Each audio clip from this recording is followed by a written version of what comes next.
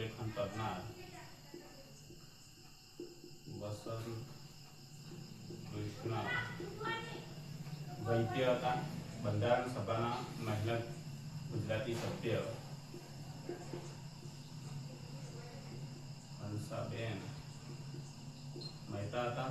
બંધારણ સભામાં સૌથી વધુ સભ્ય ધરાવતું રજવાડું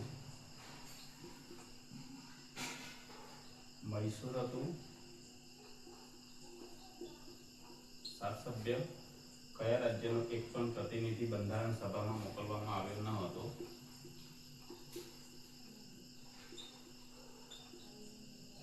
હૈદરાબાદનો.